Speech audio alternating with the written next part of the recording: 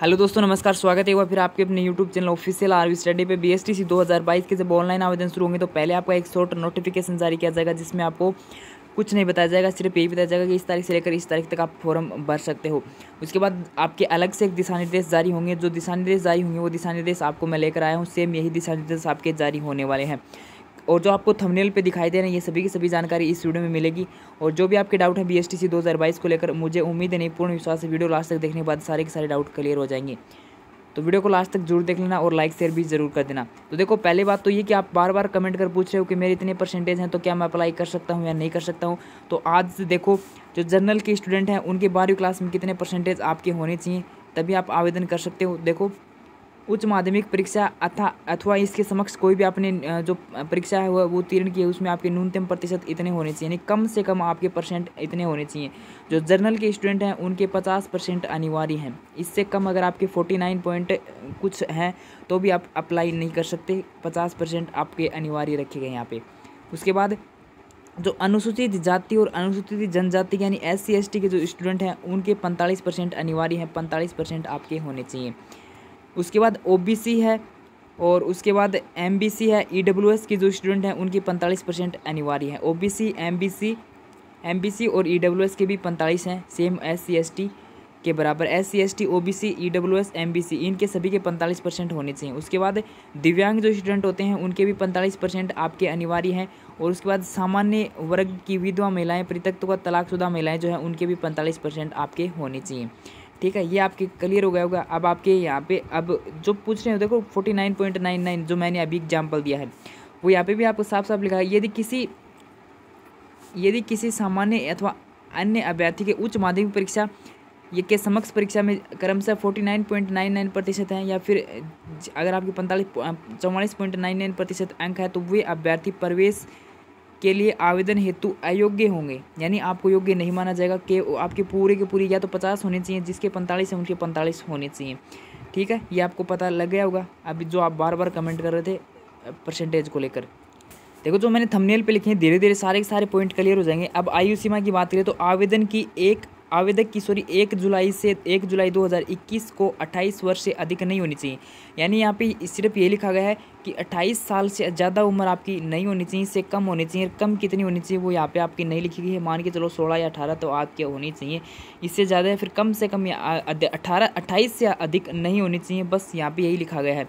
उसके बाद विधवा, तलाकशुदा एवं परित्यक्ता महिलाएं जो है, राज्य के शिक्षकों के लिए आयु सीमा में कोई बंधन नहीं है। यानी जो विधवा महिलाएं होती हैं, फिर तलाकशुदा होती हैं, परित्यक्ता यानी तलाकशुदा महिलाएं होती हैं, राज्य के शिक्षकों की आयु सीमा में कोई बंधन नहीं है। अनुसूचित जाति और अनुसूचित जनजाति, अन्य पिछड़ा वर्ग यानी SC ST OBC, पिछड़ा वर्ग MBC और AWS महिलाओं के लिए राजस्थान सरकार द्वारा निर्धारित प्रावधानों को नियमानुसार आपको आयु सीमा छूट दी गई है है। ठीक है, उसके बाद आपको आवेदन वगैरह यहाँ पे बताएगा कैसे क्या करना है, और ये आपको जब शुरू होंगे तो आपको बता दिया जाएगा। अब फॉर्मों की बात करते हैं, फॉर्म फीस कितनी लगेगी। तो सामान्य अगर आप आवेदन करोगे तो आपके सामान्य एवं संस्कृत से अगर दोनों पाठ्यक्रमों से आवेदन करोगे तो 450 रुपये लगेंगे, या फिर किसी एक संस्कृत या सामान्य से करोगे तो 400 रुपये लगेंगे।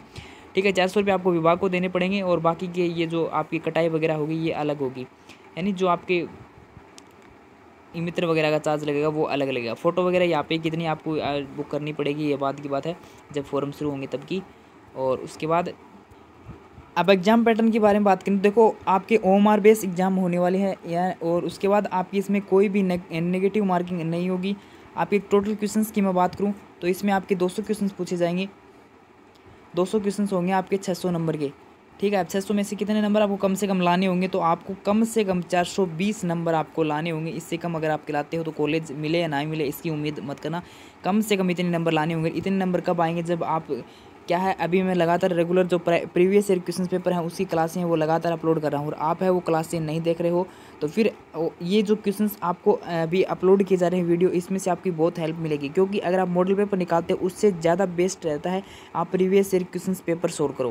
क्योंकि प्रीवियस क्वेश्चन पेपर सोल्व करते हो तो उससे आप बाहर हो सकता है उससे क्वेश्चन उठा भी ले जाएँ, सेम कॉपी भी हो जाते हैं, और उस सेम आपको एक ये भी पता चलता है कि इस लेवल का आपका एग्जाम आएगा, ये एग्जाम पैटर्न रहेगा, इस टाइप के क्वेश्चंस पूछे जाते हैं, क्वेश्चंस का लेवल क्या रहता है, सभी के सभी जानकारी आपको पता चल जाता है।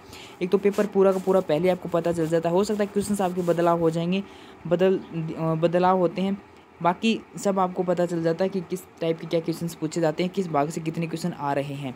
लेकिन आप जो है क्लासेज नहीं देख रहे हो तो आपकी मर्जी है, वो क्लासेज ज़रूर से देखना अगर आप अच्छा स्कोर करना चाहते हो। ए भाग आएगा, उसकी मानसिक योग्यता आएगी यानी रीजनिंग आएगी। उसके बाद राजस्थान की सामान्य जानकारी आएगी, यहाँ पे राजस्थान की सामान्य जानकारी आएगी और उसमें सभी के सभी 50 क्वेश्चन पूछे जाएंगे। शिक्षण अभिक्षमता यानी शिक्षण अभिरुचि क्वेश्चन आएंगे और उसके बाद अंग्रेजी, संस्कृत, हिंदी। इसके बाद संस्कृत वालों को संस्कृत करनी होगी, बाकी 2 लैंग्वेज आपको बाकी स्टूडेंट को करनी होगी, ठीक है। सामान्य वाले को ये 2 लैंग्वेज आपको करनी होगी।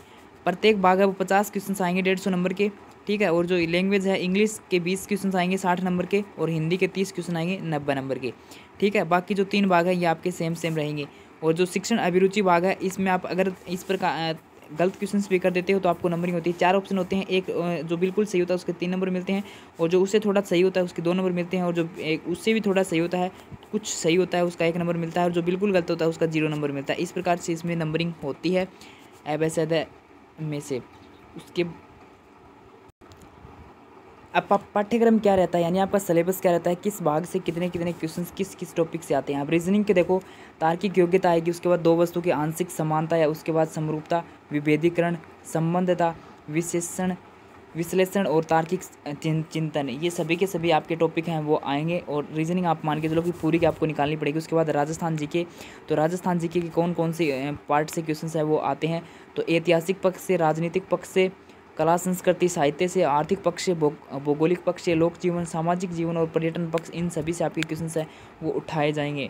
यानी राजस्थान जी के आपको कंप्लीट याद करना पड़ेगा। उसके बाद शिक्षण अभिरुचि जो है टीचिंग एप्टीट्यूड, उसमें आपके शिक्षण अधिगम से क्वेश्चन आएंगे, नेतृत्व गुण से आएंगे, सृजनात्मकता और सतत एवं व्यापक मूल्यांकन, संप्रेषण कौशल, व्यावसायिक अभिवृत्ति और सामाजिक संवेदनशीलता, ये अभी शिक्षण अभिरुचि के टॉपिक्स हैं। उसके बाद आपकी इंग्लिश आएगी। इंग्लिश में आपको क्या लिखेगा कि आपको एरर फाइंड करने होंगे, नरेशन आपके आएंगे, प्रीपोजिशन आएगी, आर्टिकल आएंगे और उसके बाद करेक्शन ऑफ सेंटेंस आएंगे, काइंड ऑफ सेंटेंस आएंगे, उसके बाद सिनोनिम्स एंड एंटोनिम्स आएंगे और उसके बाद टेंस आएंगे, वर्बल्स आएगी और उसके बाद सम स्पेलिंग एरर फाइंड करना आएगा।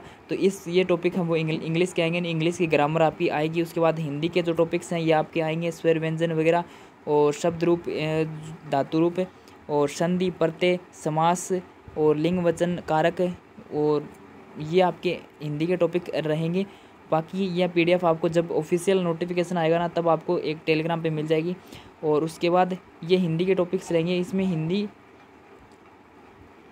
ये संस्कृत के टॉपिक रहेंगे और हिंदी के जो टॉपिक है वो नीचे रहेंगे। देखो पर्यायवाची शब्द, विलोम शब्द और युगम वाक्य और शुद्धिकरण। एक वाक्य शुद्धिकरण के 3 से 4 क्वेश्चन आपके पूछे जाते हैं। मुहावरा, कहावतें यानी लोकोक्ति, संधि, समास, उपसर्ग, प्रत्यय, ये आपके सिलेबस है वो रहने वाला है। इन टॉपिक से आपके क्वेश्चन सब पूछे जाएंगे। अब नेगेटिव मार्किंग नहीं होगी क्योंकि यहाँ पे साफ लिखा गया, देखो नकारात्मक अंक का कोई भी प्रावधान नहीं है। जो आपका डाउट है नकारात्मक अंक का लेकर नेगेटिव मार्किंग होगी नहीं होगी। अब जो कुछ पॉइंट बच गए वो बात करते हैं। देखो पहली बात तो ये कि कुछ भाई हैं वो आप वीडियो अपलोड करके बोल रहे हैं कि 10 लाख से अधिक फॉर्म भरे जाएंगे, 8 से 10 लाख फॉर्म भरे जाएंगे, 9-10 लाख फॉर्म भरे जाएंगे। तो अभी ये जो वहम है ना इसे निकाल दो। 8-10 लाख फॉर्म भरे जाएंगे। 10 लाख फॉर्म है, जहाँ तक मुझे पता है 10 लाख फॉर्म नहीं भरे जाएंगे। ज़्यादा से ज़्यादा 6 लाख, 7 लाख, 7.5 लाख हो जाएंगे, बस। इससे ज़्यादा फॉर्म है वो नहीं जाएंगे। 10 लाख फॉर्म बहुत होते हैं और अभी तो फॉर्म शुरू नहीं हुए, तो आपको कैसे पता कि 10 लाख फॉर्म भरे जाएंगे। प्रत्येक बच्चे से जाकर पूछा कि आपने कि 10 लाख फॉर्म भरे जाएंगे, तू फॉर्म भरेगा, तू भरोगे, ऐसे 10 लाख हो गए। तो ये जो आपकी एक अफवाह चल रही है ना 10 लाख फॉर्म भरे जाएंगे, ये जाएंगे 10 लाख नहीं जाएंगे। अधिकतम 7.5 लाख तक फॉर्म जा सकते हैं, 7 लाख तक, बस यही आंकड़ा रहेगा, ज़्यादा नहीं रहेगा, ठीक है। तो ये बिल्कुल अफवाह, 10 लाख फॉर्म भरे जाएंगे, इसके ऊपर ध्यान ना दें। अब फॉर्म शुरू कब होंगे वो बात भी करेंगे। एग्ज़ाम डेट है वो आपकी अगस्त में होगी, ठीक है। अगस्त में आपकी एग्ज़ाम होगी। अगस्त में आपकी मान के चलो कि अगस्त 15 के बाद ही आपकी एग्ज़ाम होगी, उससे पहले नहीं होगी। हो सकता है पिछली बार की तरह 31 अगस्त को यहाँ पे एग्ज़ाम करवा ली जाए। एग्ज़ाम पैटर्न आपको बता दिया, सिलेबस आपको बता दिया, आयु सीमा आपको बता दिया है। अब जो बात रह गई कि इंतज़ार आपका कब ख़त्म होगा और नोटिफिकेशन कब आएगा, फॉर्म कब से शुरू होंगे। तो देखो हालांकि अभी तक इसको लेकर मैंने कोई विभाग में संपर्क एक बार भी नहीं किया कि कब फॉर्म शुरू होंगे। पहली बात तो ये, आपका काम है सिर्फ तैयारी करना, आपका काम है आपको सिलेक्शन लेना। वो जो फॉर्म निकालना है वो काम है विभाग का। जब फॉर्म निकाले जाएंगे आपको कम से कम 1 महीने का समय दिया जाएगा फॉर्म भरने को लेकर, ठीक है। 1 महीने का समय दिया जाएगा। आपको सिर्फ फॉर्म भरना है, बाकी आपको कुछ नहीं करना, आपको तैयारी करनी है अगर आपको सिलेक्शन लेना है BSTC के अंदर। ठीक है, तो आप तैयारी करें, लगातार आपको क्लासें मिल रही हैं, वो क्लासें आप देखें। फॉर्म कब शुरू होंगी वो विभाग का काम है। हालांकि इसको लेकर अभी कोई भी ऑफिशियल न्यूज़ नहीं है और मैं भी आपको यही नहीं बताऊंगा। जहाँ तक इन्फॉर्मेशन मिलती है वहाँ से यही मिलती है कि जल्द शुरू होंगे, जल्द शुरू होंगे। अब जल्द का कोई भी एक ऑथेंटिक जब तक डेट नहीं आई तब तक कुछ नहीं बताया जा सकता है जल्द का। हो सकता है आज शाम को आपको नोटिफिकेशन देखने को मिल जाए, कल देखने को मिल जाए, परसों देखने को मिल जाए, लेकिन 15 से 20 तारीख के बीच आपको कब देखने को मिल जाएगा। जो काम है वो विभाग का काम है, जब शुरू करेंगे तब कर देगा, लेकिन तारों काम है एग्जाम दे के ताने सिलेक्शन लेना, अच्छा नंबर लेना। ठीक है, बाकी आपकी मर्जी। अगर आप भी यही सोच रहे हो कि बार बार आप सर्च कर रहे हो कि फॉर्म कब शुरू होंगे, फॉर्म कब शुरू होंगे, तो आपको एक भ्रमित किया जाएगा कि इस तारीख से, क्योंकि मैं 25 तारीख से लगातार देख रहा हूँ, हर दिन वीडियो अपलोड होते हैं, हर दिन एक नई न्यूज़ आती है, मेरे पास भी न्यूज़ आती है। हालांकि मेरे पास अभी भी 2 दिन पहले एक पोस्ट आई है जिसमें लिखा हुआ था कि 15 जून है वो लास्ट डेट है और एग्ज़ाम डेट है वो 31 जुलाई उसमें बताई गई थी। यानी अभी भी उनको ये नहीं पता कि फॉर्म की अभी कोई नोटिफिकेशन तक नहीं है, फिर भी वो बोल रहे हैं कि 15 जून तो लास्ट डेट है और 31 जुलाई है वो एग्ज़ाम डेट है, जबकि उसमें कोई भी सच्चाई नहीं है, सारी की सारी गलत है।